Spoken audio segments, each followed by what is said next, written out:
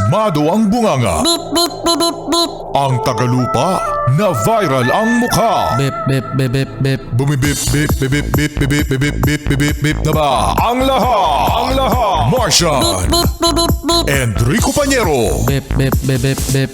Beep, beep, beep, Bip, bip, bip, bip, bip. Bip, bip, bip, bip, bip. Tik tilaok! Tik tik tilaok! Beep, beep, beep, beep, beep. Ito na ang 101.1 Yes FM Balitang Hoy! Bukas mga Yes Friend, Huwebes, March 19 ay magtataas na ng pamasahe ang mga transportation. Magtataas sila ng pamasahe. Aba, dapat lang mga Yes Friend. Dahil Martian, no, ang mga drivers ay sobrang hikahos na sa taas ng krudo. Yan, gasolina, diesel, kung saan mga Yes Friend ay yung dating maliit na kinikita, lalo pang lumiit. Lalo pang naging maliit. Oo. Kaya yung mga Yes Friend natin na mga jeepney driver, 14 pesos na. Di ba mga kuya driver ng jeep, no? 14 pesos na ang minimum fare. So, dagdag 1 peso daw yan, mga Yes Friend, para sa mga pamasahe. Oh. At ang sabi ng mga jeepney driver, Kulang yan, Kulang yan. oh, Mas malaki pa yung kinikita ng badyaw kaysa sa amin. mas malaki pa yung kinikita ng badyaw. Oo.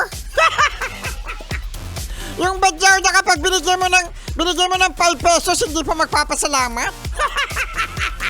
Hindi na napapasalamat. Yoga, no? Kulang yun, mga Yes Friend, kung akong tatanungin. Kulang ang piso para sa mga jeep, sa mga jeepney drivers. Oo. At bukas magkakaroon ng tigil pasada ang mga jeep. Oo, kaya maganda po mga Yes Friend, ang mga commuters, dahil ito na naman yung kakulangan. Siyempre gusto nilang yung mga Yes Friend natin na mga tsuper sa jeep, gusto nila ma-paralyze, no? Para maging effective at pakinggan sila ng gobyerno. Uy, naririnig naman sila ng gobyerno. Oo. Pagkatapos, Sabihin ng sabihin ng government. sabihin ng government, Wait lang. Pag-iisipan pa namin.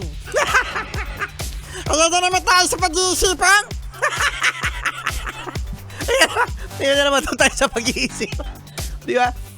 Kulang ito at sobrang na-appreciate natin mga Yes Friend, ang mga pasahero. Maraming salamat sa pag-intindi dahil sa mga nai-interview sa mga pasahero na laging kasama ang mga tsuper, naiintindihan nila, no? Ang hikahos, ang paghihirap ng mga drivers, mapa-jeep man yan, mapa-TNVS, no? Mapa-delivery. Syempre mga Yes Friend, sabi nga, kailangan magtulungan. Walang may iwan. Ayun, oo. Kaya maraming salamat sa mga pasahero na sinasabing okay ako dyan, no? Hindi katulad ng ibang pasero dyan. Pero sabi na ibang pasahero, Magtataas sa pamasahe. Uy, di dapat ganyan taas-taas ang krudo. Kawawa si na kuya driver. Okay! oo nga, no? So good luck mga Yes Friend, dahil hindi lang mga panglupa na mga transportation ang magtataas, kundi pati na rin ang mga barko at pati na rin ang eroplano. Okay.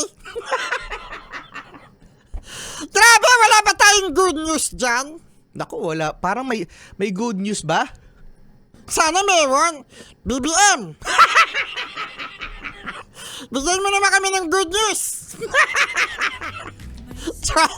Charlie Chick Morning. Bahay o bilis na muna tayo sa lumang pinabay.